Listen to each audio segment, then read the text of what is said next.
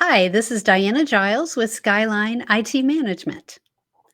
Basic cyber security is not rocket science. Now, that doesn't mean that there aren't a lot of really smart people dealing with really complicated things when it comes to cybersecurity. There obviously are.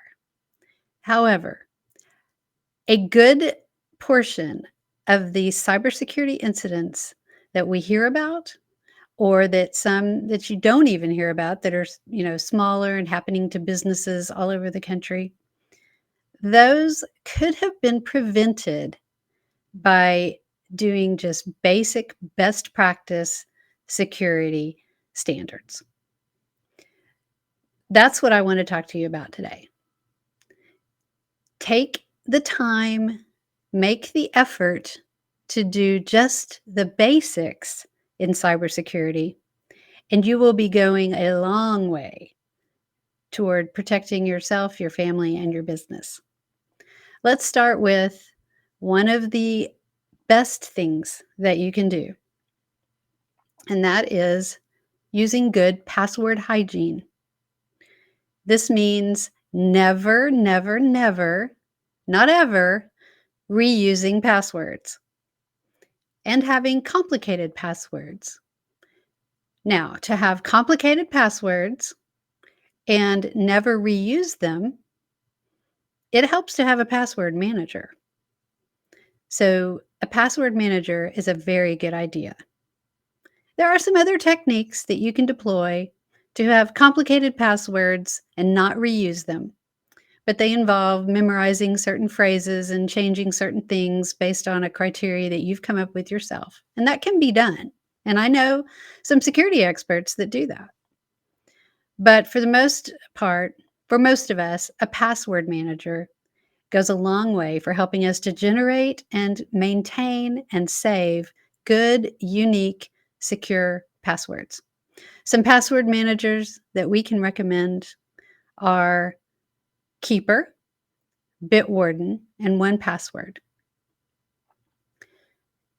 Some other things that you can do.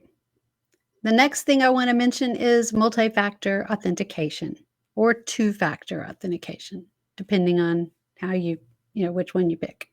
They're basically the same thing. This is something where you, after submitting something that you know, your password, you also do something to indicate something that you have to try to verify that you are who you say you are when you're logging in. The best way to do this is with an app. So it's an authenticator app. Microsoft makes one, Google makes one. There's another one called Authy. There are a variety of them out there. This allows a code to be generated so that when it prompts you, you go to your settings in the app for that account and you put in your code. This is better than using texting. Some organizations only allow right now for SMS or texting verification codes for multi-factor. That's okay, not the best. It's better than nothing. It's better than no two-factor. So if that's all your bank does, then you want to go ahead and at least do that. Another thing that you can do is a security key, a YubiKey, something that you actually have in your computer and you plug it into your computer and you touch it. That shows that you are who you say you are. You're right there. You have that device that's activating. That's another way to implement multi-factor authentication. So these are two just very basic things that you can do. The third thing has to be mentioned, and that is just simply being extremely careful about anything that you click when you are going through an email, when you're reading an email. That includes links and attachments. Those are the things that people are typically going to click on, right? So you just need to be so very careful when you're looking at your email and deciding whether you're going to act on the items in that email. I would say the more urgent sounding the email, the more alert you need to be that this could be something suspicious. The phishing emails, the emails that lead to compromise often prey on your desire and fear to act quickly.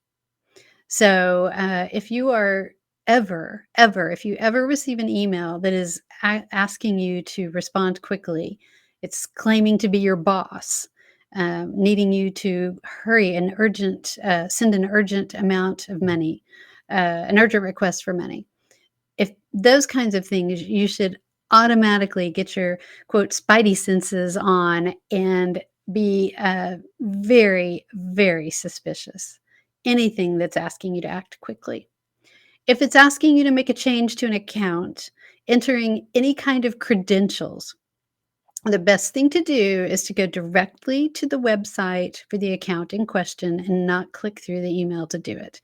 If you go to that account, it's an account you're familiar with, go directly to that website and deal with any account issues that may be there. I cannot stress enough how important it is to be cautious and judicious when you're going through your email. Those three things, good password hygiene, multi-factor authentication, and safe email responding. Those three things can go a tremendous way in keeping you safe.